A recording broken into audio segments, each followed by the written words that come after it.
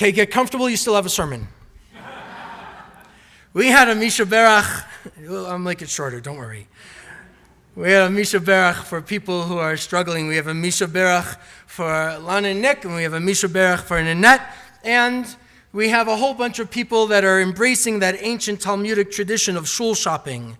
So how do we engage all of these different pieces? Well, I kind of wonder, even still, why would someone join a synagogue? Why bother? Anybody is welcome here. What brings some of you to check out this congregation?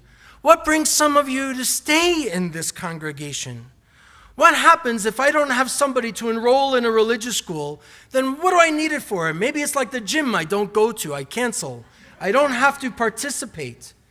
What is it that brings people here or anywhere? Well, this is the story that I believe talks about synagogue life. Rabbi Harold Kushner, a great rabbi, a great teacher, he tells the story of a little boy whose mother sends him on an errand, and it took a long time before this kid came back. And when he finally returned, his mother said, "Where were you? I was worried about you." And the boy replied, "Oh, there's another kid down the street, and his tricycle broke, and he was crying because he couldn't fix his tricycle.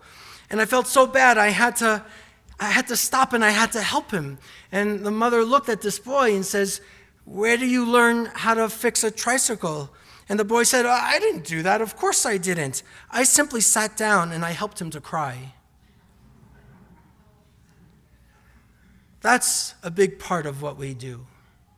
We help people to be a true self. We help folks be their authentic self.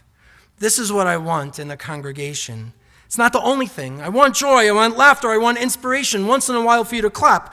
But in a world where we are encouraged and even trained to put on so many masks and try and be a face that someone expects of us instead of who we ought to be, well, how do we then stretch and bring empathy and compassion to others? How are we present for ourselves or those we love because we're so busy putting on those masks? Of course, this story isn't a lesson just for the kids. We all need to recognize faces and pains, eyes and tears of others. We need to see the other. And I think when we really see the other, that's when we see God. People have different paths and have different needs. Look at our ancestors. Abraham challenged God. Sarah doubted God. Jacob negotiated God for survival. And even Moses had crises of faith when things became difficult. And they all sought out sacred space to provide, literally to provide sanctuary, a safe place to be vulnerable, to talk about our doubts, our fears, and our truths. Today's Torah portion, it's called Re'eh. I'm kind of fascinated by this idea of Re'eh. Re'eh anochi noten lifnechem hayom bracha uklala. See, that's the first word, Re'eh. See. See, this day I set before you a blessing and a curse. Et bracha asher tishmeu el mitzvot Adonai Elohechem. Blessing, there's going to be blessing if you obey the mitzvot of Adonai your God that I join you upon this day. I think it's more than just following the rules again. The first word is Re'eh. Re'eh means to see. We have learned that different people absorb information in different ways. Some by sight, some by hearing, some by touching. Those Israelites were not persuaded necessarily by hearing God's commandments at Sinai or by hearing Moses' teachings. They're going to ask to see the differences that following God's ways can make in one's life. See, Re'eh. Sometimes we just have to open our eyes a little wider or just really differently in order to see what's been in front of us all along. The other word in the next sentence is tishma'u, the word for obey. But in this word is really the word to hear, like shema.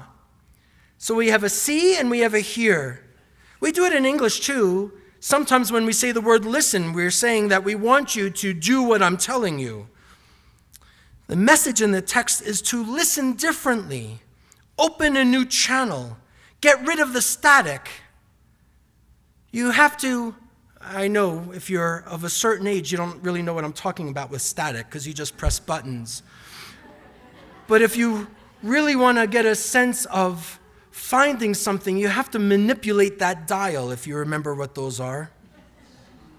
When we're open to listen to something differently, including our sources or even some rabbi, then maybe we hear a different kind of a voice, a message, and all of the other conflicting messages competing for our attention, they kind of disappear or they become a little softer.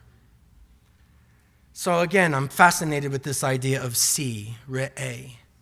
Now, some of you who are new in the congregation might not remember, might not have been here when I gave, I think, my second Rosh Hashanah sermon.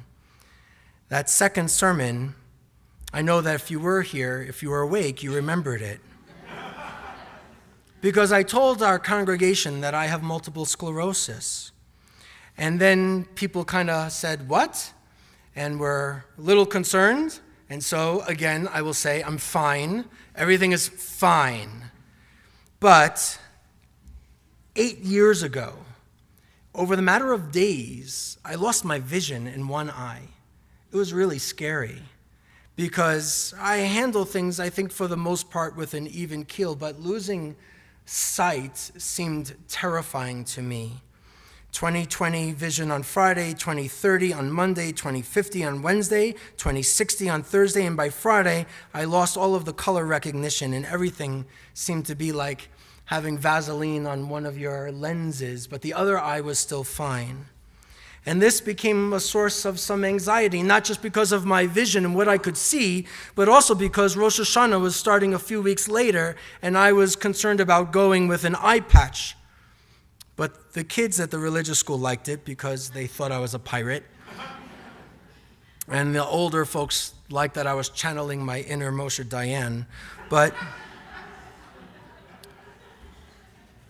there was this concern that I have, but that experience of not being able to see clearly helped me to see more clearly.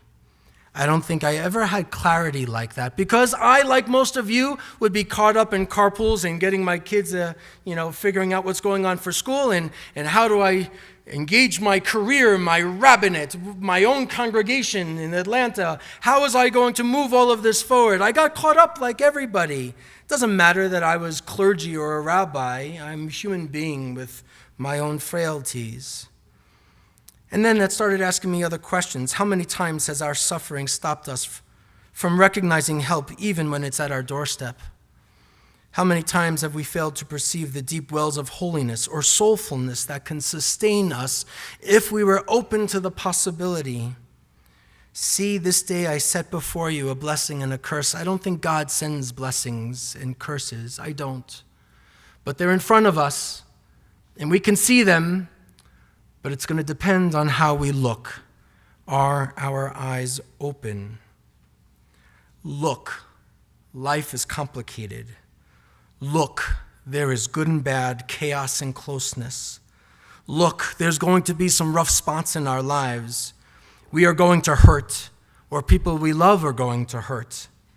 So look, where do we find sources for resilience? Who's going to come and help that little boy with the tricycle cry? Where will we be? Are we willing to look differently in somebody else's eyes? Friends, I want to say that being part of a congregation is more than the schmooze at the oneg.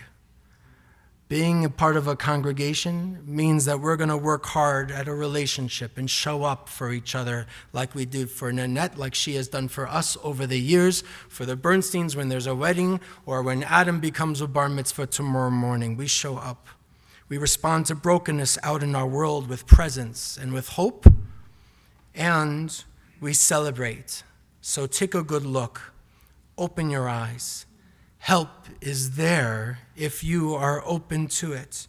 You have to see. I think the things have been there all along. So use your sight. Use your insight. Let's continue to build a community of meaning by crying with our neighbors when they break their tricycles.